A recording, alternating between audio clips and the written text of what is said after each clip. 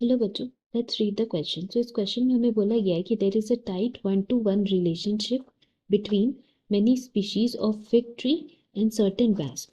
तो ये जो रिलेशनशिप है between fig tree and certain wasp, वो किस तरह का पॉपुलेशन इंटरैक्शन है वो हमें बताना है। जहाँ ऑप्शन हमें दिए गए हैं, A is commensalism, B is parasitism, C amensalism है और डी है म्यूचुअलिज्म। सो अगर हम लोग बात करते हैं इस क्वेश्चन की कॉन्सेप्ट की, then that will be population interaction. Now population interaction का मतलब होता है कि हमारे इकोसिस्टम में जितने भी स्पीशीज है, इस नेचुरल हैबिटेट में जितने भी स्पीशीज प्रेजेंट है, they are inhabited and are related to one another. That means कोई भी ऐसा स्पीशीज नहीं है जो सिंगली मतलब अलोन लीव कर सकता है।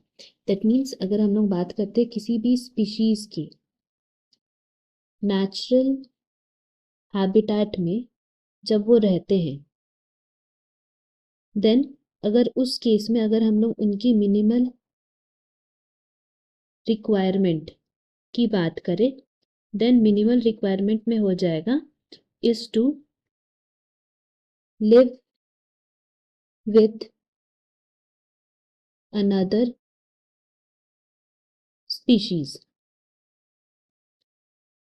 बाकी स्पीशीज के साथ रहना ही उनका मिनिमल रिक्वायरमेंट है। बिकॉज कोई भी प्लांट हो, वो प्लांट्स भी दूसरे माइक्रोब्स जो सॉइल में प्रेजेंट है उसके लिए रिस्पॉन्सिबल है ताकि फूड बना सके। सिमिलरली कोई भी एनिमल दूसरे एनिमल में फीड करता है। सो मिनिमल रिक्वायरमेंट है कि उनको हैबिटेट में रहना है। That means they are dependent on some और दी अनदर वे। इसीलिए हम लोग बोल सकते हैं यही हमारा पॉपुलेशन इंटरैक्शन है। जितने भी पॉपुलेशन ऑफ स्पीशीज है वो एक दूसरे पे इंटरैक्ट करते हैं। And there are various ways of interaction, जैसे कि हमें ऑप्शंस में कुछ एग्जांपल दिए हुए हैं, commensalism, parasitism, amensalism, mutualism, predation, parasitism. So अगर हम लोग वन बाय वन बात करते हैं इन सारे ऑप्शंस की जो हमें दिए गए हैं, दैट इज फर्स्ट हमारा क्या है, कमेंसालिज्म। सो कमेंसालिज्म बोल सकते हैं ये ऐसा रिलेशनशिप है जिसमें one organism gets the benefit and another जो है, other one is neither harm nor help. मतलब ना ही उसको कोई बेनिफिट होता है ना ही कोई लॉस होता है। जिसका एग्जाम्पल हमारा हो सकता है कि orchids plants which grow epiphytic plants like some of the orchids जो ट्रीज में ग्रो करते हैं। सो उसमें क्या होता है कि दे benefit by gaining access to sunlight, जबकि होस्ट ट्री जो है वो अनअफेक्टेड रहता है।